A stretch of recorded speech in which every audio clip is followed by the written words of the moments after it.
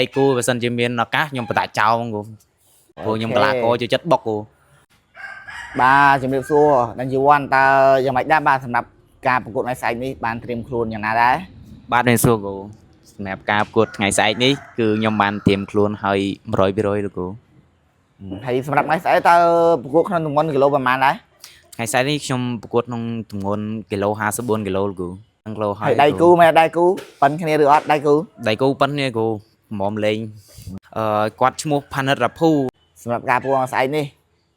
ចង់ផ្ដាច់តែម្ដងឬក៏វាយតាមកន្លែងសាក់ចិត្តស្ដីនៅសង្វៀនខ្ញុំអត់សូវនេះគូអត់ទុកឱកាសឲ្យដៃគូបើសិនជាមានឱកាសខ្ញុំបតាចោលហ្មងគូហើយមានអ្វីសម្រាប់ផ្ដាំផ្ញើទៅបងប្អូនទូទៅទស្សនិកជនក៏ដូចជាគូប្រកួតនៅថ្ងៃស្អែកនេះដែរទេអូចង់ផ្ដាំផ្ញើពុកម៉ែបងប្អូនដែលគ្រប់គ្រងគុណខ្មែរជួយគ្រប់គ្រងខ្ញុំបាទ Dan Jiwon ហើយផ្ដាំទៅដៃគូខ្ញុំថ្ងៃស្អែកនេះមានប៉ុន្មានចេញអស់ពីសមត្ថភាពហើយសូមបញ្ជាក់មួយទៀតតើថ្ងៃស្អែកនេះប្រកួតនៅប៉ុណ្ណាហើយចាប់ដើមកម្មវិធីនៅម៉ោងប្រហែលដែរថ្ងៃស្អែកប្រកួតនៅប៉ោះថោនហើយចាប់ផ្ដើមកម្មវិធីម៉ោង7គូតទៅនៅកម្មវិធីវឹកសេនាគុតខ្មែរយន់8ទិស